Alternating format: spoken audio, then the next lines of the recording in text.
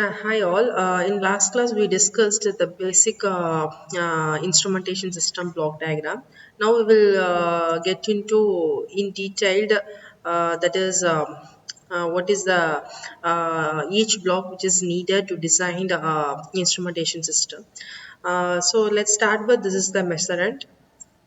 As I said, it's a physiological data what we want to measure, and we need a sensor to extract that information from the body, which gives the output in physical quantity, physical electrical signal. Then followed by we have processing, that is the signal processing. As I discussed before, the main thing of signal processing is to process the signal, not to analyze or to interpret the data, which is going to be displayed in output. And then it's very power source is very much important to supply this source for the electronic components to function properly. And then we have other accessory components, that is the data storage and data transmission. So you know what is the data storage? It will store the data to over the period of time in the cloud or some server for later retrieval purpose, and also for later further treatment, okay, in future treatment. And also we have a data transmission. This type of transmission is I mean this type of feature is to transmit the data from one place to another. So this thing is very much important as far as biotelemetry concerned.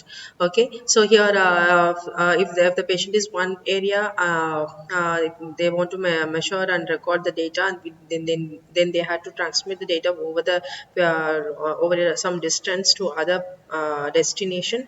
Then we have to use the data transmission. Here again, it's some it's a important topic. It's a little bit vast topic. If you take the data transmission, here we have two types. One is wireless and wired data, wireless transmission. Okay, so this is the one thing is important for remote monitoring system. Okay, and then next one is we have a calibration signal, because this particular device instrumentation system design we have designed for a biomedical recording data, that is to record a physiological variables of a human body. So it is very much important when we are designing such device to calibrate each and every time before we are putting this device on the patient. Okay, so because the reason is that whatever the output we are getting from the device, it's going to reflect the functioning of the particular person's organs or any system. Based on that only the treatment they will provide. Okay, if anything a 0.01 deviation occurs in the output, it is going to be affect the treatment of that particular person. So the calibration process is very much important to calibrate the machine each and every time before starting that machine, so so that we will have 100% accuracy. Whatever we are getting as a output, we can blindly believe that one. Okay, and next block is the radiation, electric current or other energy applied plot, because this block is an optional. It will get vary from medical device device to device. The reason is that in certain the certain measurement we can measure directly without any external stimulation, whereas certain measurement which required some external stimulation to stimulate that measurement.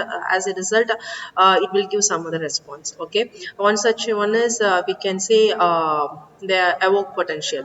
The evoke potential, if we are just measuring the membrane potential or action potential, then it is there is no need of this particular block, so we can measure directly what we are looking for. Whereas if you are measuring the evoke potential is nothing but is again it's an action potential which is produced in response to some external stimulation. Okay, so that type of stimulation, how our body is responding, how the particular organ is responding, whether it giving response or not. So like that we will have some that the sense of stimulation, the sense of touch, we can have some clarification or analyzing that thing. Okay, so that type of measuring variable, we need external stimulation, that is the this block there. Here we can use external stimulation in form of some radiation, or the we can use stimulation by means of electric current, or at some other energy also we can use. So that is the purpose of having this block here, but this block is an optional. Again, it will vary from device to device.